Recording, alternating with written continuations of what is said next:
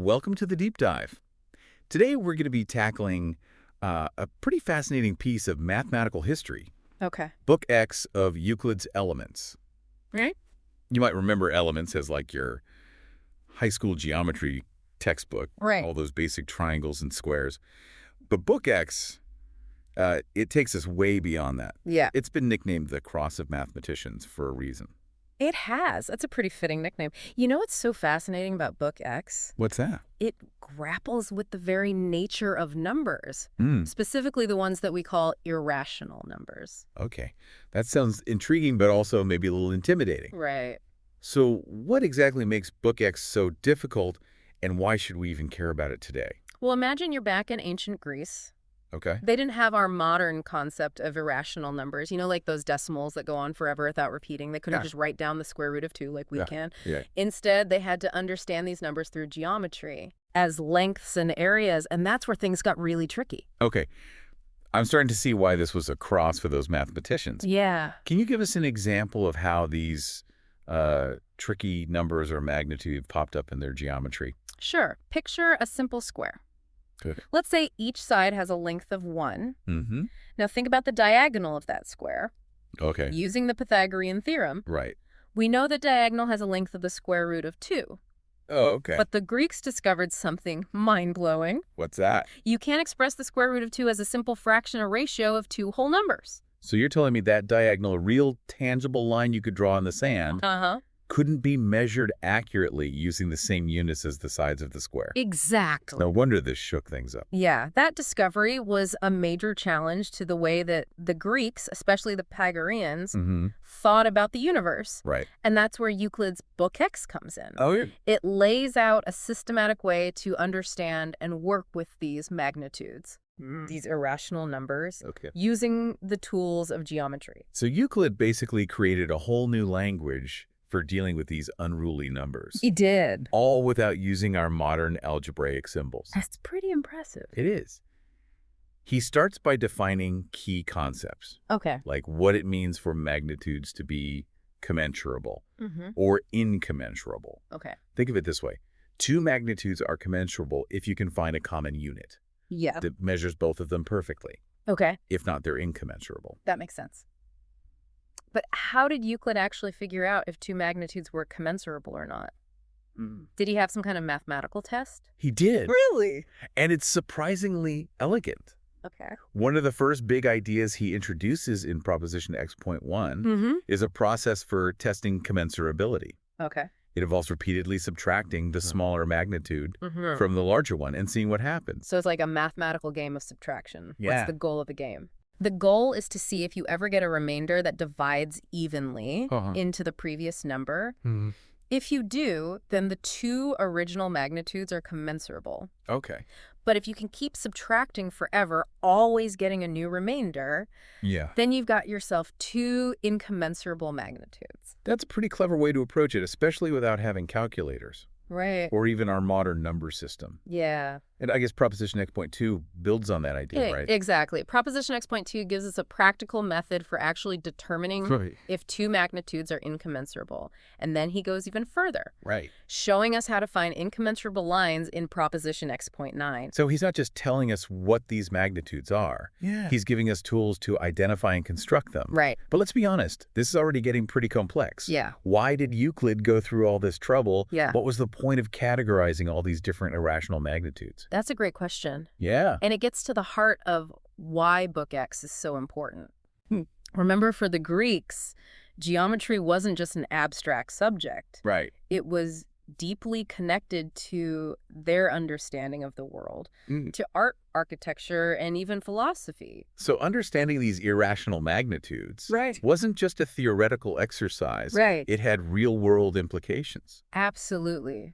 Think about it. Yeah. If you're trying to build a temple or design a mosaic and you're dealing with proportions and ratios, you need to understand the nature of the magnitudes involved. Go. Are they rational, or are they these more complex irrational magnitudes? Right.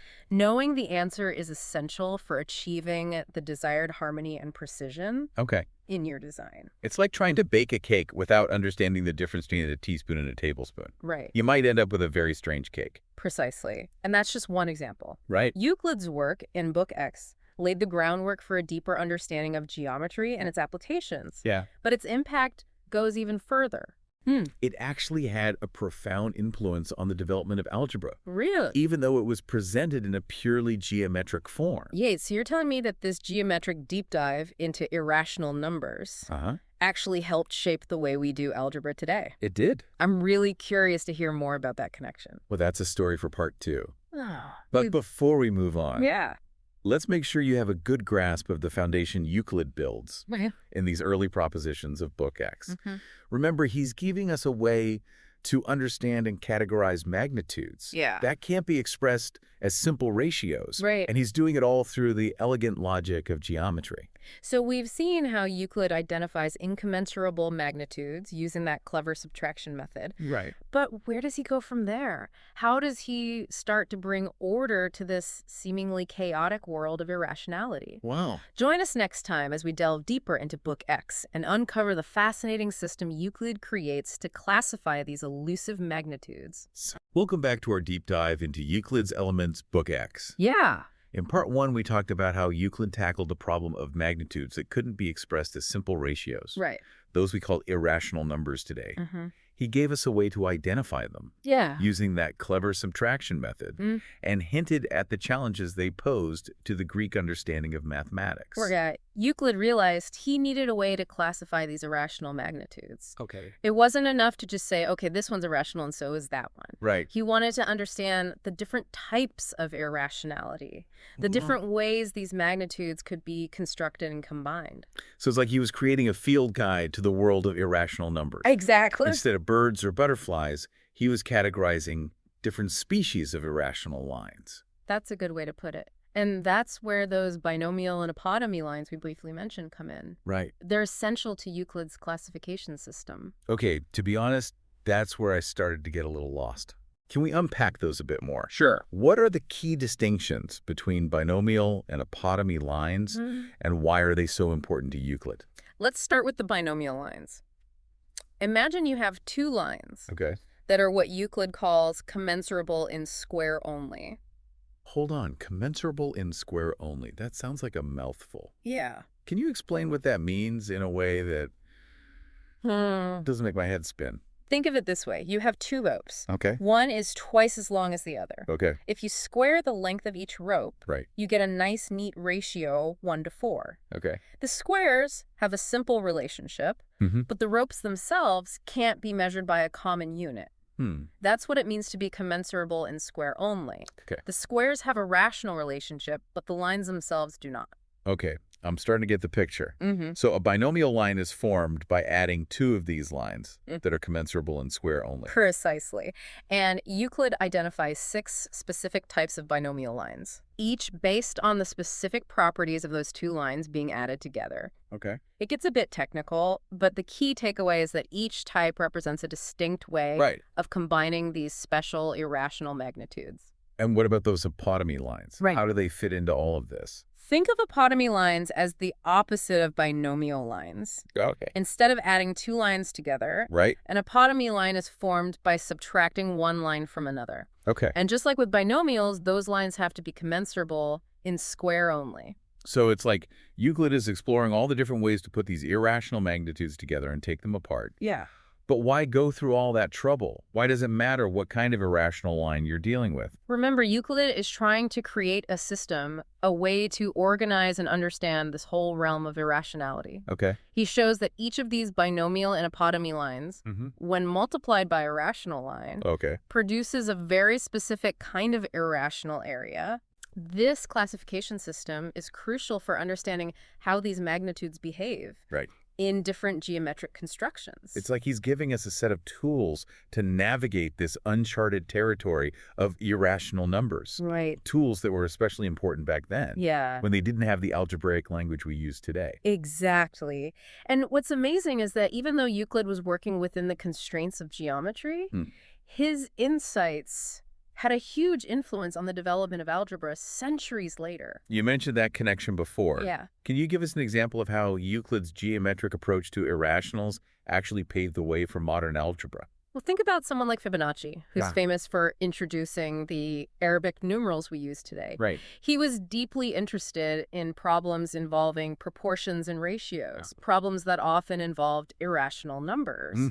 And he drew heavily on Euclid's work in Book X to solve those problems. So even though Fibonacci was working with numbers in a more symbolic way, he was still building on the geometric foundation that Euclid laid out. Absolutely. And it goes even further. Okay. Cardano, who was a major figure in the development of algebra in the 16th century, also relied on Euclid's ideas about irrational magnitudes when he was exploring the solutions to cubic and quartic equations. It's incredible to think that a book written over 2,000 years ago could have such a lasting impact on a field as abstract and seemingly unrelated as algebra. It really is. And it highlights the fact that mathematics isn't just a collection of isolated formulas and procedures. It's a tapestry of interconnected ideas with insights from one area often shedding light on seemingly unrelated areas. Speaking of interconnected ideas, we've been talking about binomial and apotemy lines, which are already pretty complex. But Euclid doesn't stop there, does he? Not at all. He takes those binomial and apotemy lines and uses them to construct even more complex irrational magnitudes. It's where things get really mind-bending. Okay, now I'm really feeling like Alice tumbling down the rabbit hole. Lead the way.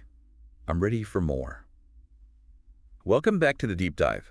We're exploring the fascinating and complex world of Book X of Euclid's Elements. Where he takes us on a journey through irrational magnitudes.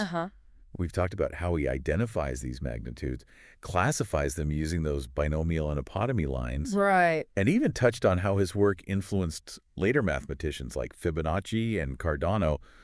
We've covered a lot of ground, but we have a feeling things are about to get even more intense. They are. It's quite a journey, and we're about to enter the most challenging part. Remember those binomial and apotemy lines we discussed? Yes. Well, Euclid uses those to create even more complex irrational magnitudes. Okay, I have to admit, this is where my brain starts to feel a bit overloaded. We're talking about magnitudes that are basically the square roots of areas that are already irrational, right? You're not gonna... It's definitely a leap in complexity, but stick with me. Imagine you have a rectangle with sides that are irrational lengths. Specifically a combination of those binomial and apotemy lines we talked about. Now picture trying to find the length of the diagonal of that rectangle. Okay, I'm visualizing it, and I'm already sensing that the length of that diagonal is going to be a pretty messy, irrational number. You're exactly right. That diagonal represents one of those more complex irrational magnitudes that Euclid explores in the later propositions of Book X. For example, in proposition X.54. He shows how to construct what he calls a second bimedial. A second bimedial. I'm intrigued, but also a little intimidated by that name. Think of it as a new entry in Euclid's comprehensive field guide to irrationality. He creates this second bimedial by taking a rational line and multiplying it by a specific type of binomial line. So he's combining a simple rational line with one of those more complex irrational lines we discussed earlier, and that creates this whole new type of irrational magnitude. Exactly, and he doesn't stop there. Of course not. Euclid meticulously describes the construction of numerous other complex magnitudes. It can get very technical, but the important takeaway is that he's systematically exploring all the different ways. These irrational quantities can be combined and manipulated using the tools of geometry. So it's like he's not just randomly creating these magnitudes, he's revealing a hidden structure and order within this seemingly chaotic world of irrationality. Precisely. And that's one of the things that makes Book X so remarkable. Euclid demonstrates that even these seemingly elusive and complex magnitudes can be understood and categorized within a logical framework. This makes me think about how we learn math today. We often approach irrational numbers through algebra, focusing on symbols and equations. But Euclid's approach is so visual, so grounded in the shapes and relationships of geometry. Do you think we lose something by neglecting that geometric perspective? That's a great question, and one that mathematicians continue to debate. Some argue that Euclid's geometric approach gives us a deeper, more intuitive understanding of irrationality. Okay. It allows us to see these numbers not just as abstract symbols, Right. but as tangible lengths and areas. It's like the difference between reading about a forest and actually walking through it. Yeah. You experience it in a whole new way. Exactly. Yeah. And that direct experience can lead to a deeper understanding. Yeah. But there's also no denying the power of the abstract language of algebra. Right. It gives us a level of precision and efficiency that would be very difficult to achieve through pure geometry. So it's not a matter of one approach being better than the other, but rather recognizing the strengths and limitations of each. I think that's a great way to put it. Yeah. And perhaps the most valuable lesson we can take from Euclid's Book X is this. When we're faced with something that seems complex or even impossible to grasp, sometimes the best approach is to break it down into smaller, more manageable pieces. Okay. Explore the relationships between those pieces, and look for the underlying patterns and structures that connect them. That's a great takeaway, not just for mathematics, but for any field of study, or even for life in general. Absolutely. Well, we've covered a lot of ground in this deep dive into Euclid's Elements, Book X. We have. We've explored how he defined and classified irrational magnitudes, tackled increasingly complex constructions. Right. And even touched on the philosophical implications of his work. And what's truly remarkable is that even after more than 2,000 years, Euclid's work continues to inspire and challenge mathematicians.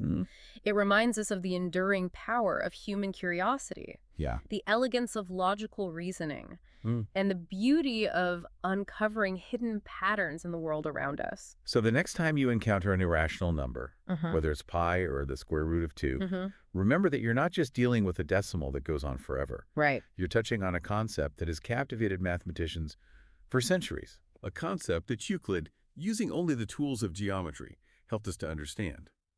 Until next time, keep on diving deep.